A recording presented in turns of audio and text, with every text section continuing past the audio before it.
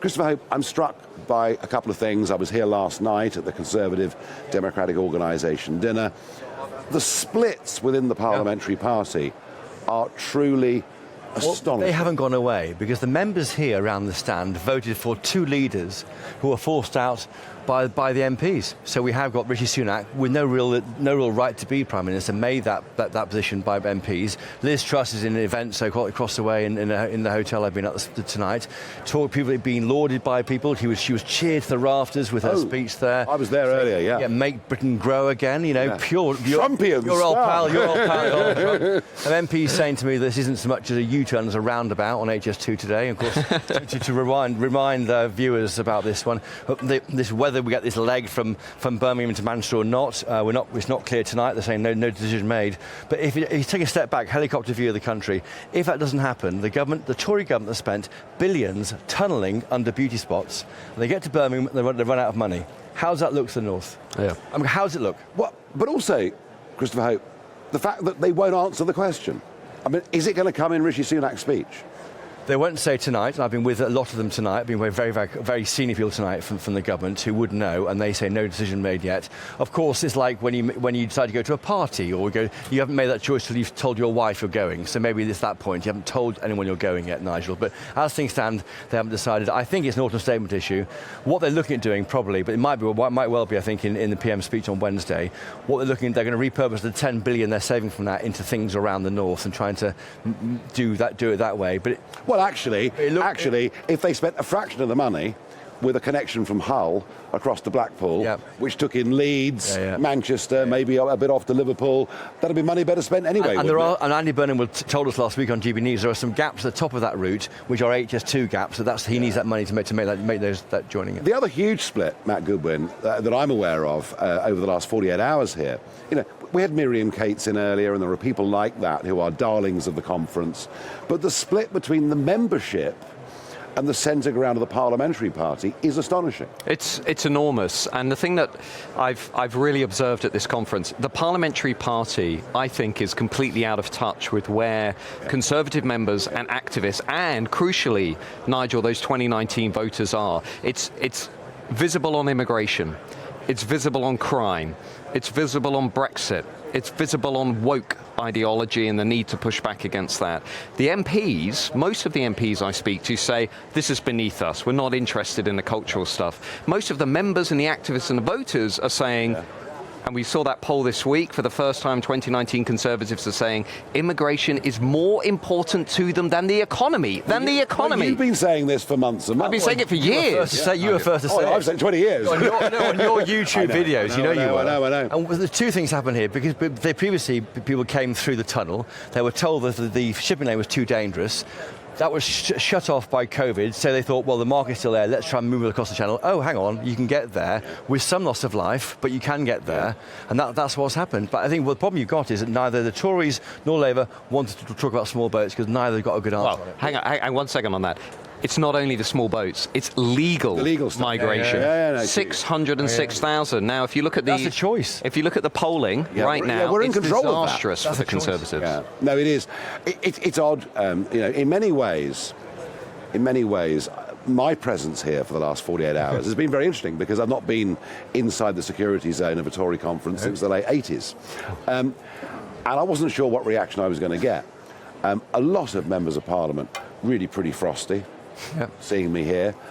You're dangerous, Nigel. Amongst the activists, I found myself very popular. I don't want to be too nice about you. No. But it did remind me a bit of Boris's coming. I've seen Boris appear unscripted, although half scripted, but not you're saying you're. But people gather around him, and you have this donut people, and people look to you because you believe in something, and you believe in things which the membership believe in too. So they see you as a and supporter. And what's really interesting, so many young people here. Yeah. I mean, it was overwhelmingly, what I could see in the hall here, overwhelmingly. Isn't it time that you went the full hog and joined the party? Well, I couldn't join a party. I don't know what it stands for, Chris. I don't think the Conservative Party can even be saved at this point, actually. I think if you look at the big issues that people care about, migration, crime, cost of living crisis, we talk about levelling up. Chris, Every event I've been to is flat as a pancake. This is a party that has decided, already knows it's going to lose the next election, I think, because it's completely adrift with the rest of the country. And yet, at the Liz Truss event at 12:30 today, there was a buzz. There was a real energy, because here was a battle of ideas that was going on. Yeah. This was a battle of ideas. It was almost like a UKIP meeting, you know, because everybody in the room believed in it, in this ideology of smaller government, lower taxes. But it was tried by Liz Truss and fell apart because of the rush she did it without any OBR vetting. That was her problem. But she's not going away. No, and she should go away. Because the number 10 would say, why is she here? Because I've known any former Prime Minister, let alone leader, be such a presence. She's here because the people who paid good money to attend this conference voted for her. Yeah. So she's got every right to be here. Talking of that, you mentioned Boris Johnson a moment ago. There's one notable absentee from this conference, and it's Boris Johnson. Is he finished? No, he's not coming. The latest intel I have from Team Boris is that the chance in the shake-up before next year's election, if it's October, November, if it's May or June, when suddenly MPs get knighthoods and then decide they're leaving, and then a northern seat becomes available, and then there's a kind of acclamation of him getting in there. That's how he gets back. Until that point, so there might be a crucial moment for him to get back if he wants to come back, when he gets acclaimed by local members, and the CCHU think, yeah, we want him on side to help fight the election. Because basically, Johnson is needed with Sunak shores up the south, Johnson is the north. But we're both of them working together. There's a chance for the Tory party. Can I just? I'm not sure that's true anymore. Can I just push back against that? I mean, I was talking at an event today about Boris Johnson's legacy, and I was arguing that actually Johnson was not a Conservative at all. Because I think if you look at what he did on migration, he liberalised the whole system. If you look at what he did on levelling up, he didn't invest in it seriously. If you look at what he did on the borders, he let them go out of control. You look at what he did on inflation, COVID, he didn't see a lot of that stuff coming. I was arguing that actually I don't think Johnson is an asset to the Conservative And that's why he governed Party. for the whole country, Matthew, because he's able to try and do the North like his stick, but like the North England, I should say, not Scotland. They did. His stick, like his jokes, and he took the big calls right. You could definitely argue on COVID. He took the big calls on vaccine right. He led the way on Ukraine. I mean, he's got the big picture right. So. He absolutely did connect with the North, and connected with that. Well, frankly, it was a UKIP vote, much of it, and they were happy to vote for him. They liked him. He was different. With your support, because you were two candidates. I know, absolutely. But is it still there? That's the hard thing. I'm not sure if he needs to, and he wants to get involved. We noted the weekend he wrote in the Daily Mail about HS2. He wants to try, and he has started. He's now getting more and more political, I think.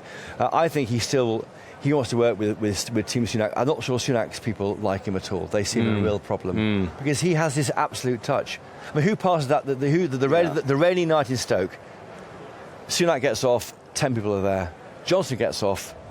A lot more of there. Maybe even Nigel gets off as more than Sunak. I mean, people want to feel inspired by politicians. I certainly hope so. There is something going wrong with Sunak's ratings. They're going in the wrong direction. Yeah. He had his worst leadership ratings last week since he became Prime Minister. Despite net zero, despite the net zero stuff. Right. The net zero stuff went down well among some key Conservative voters, but a lot of those 2019ers are looking at Rishi Sunak and saying, I didn't vote for this guy. Who is this guy? What's his mandate? You think, as far as the next election is concerned, they're doomed? There's no chance the Conservatives are going to win the next election. There's a chance.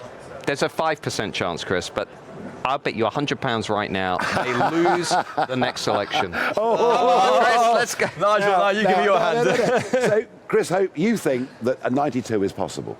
I do think that. I think that Keir Starmer was meant to be Kinnock, preparing the ground for a West Streeting in '97, who would have been, of course, Blair. I think a lot of the don't-knows are coming back. We saw that with the opinion poll in the Observer yesterday. Sure. I think there's a chance here for the Tory party. And I think that people aren't sure. They don't love Starmer enough to give them the numbers you want. Well, a beer. Well, well, the bet's been downgraded, but the bet is the bet. And look, predicting the future in life is always risky and always very difficult. Even though Keir Starmer doesn't have the real pizzazz that Blair had back in '97, I just think the level of disillusion with the Conservatives in those red wall seats is too much to overcome. That's my own personal view.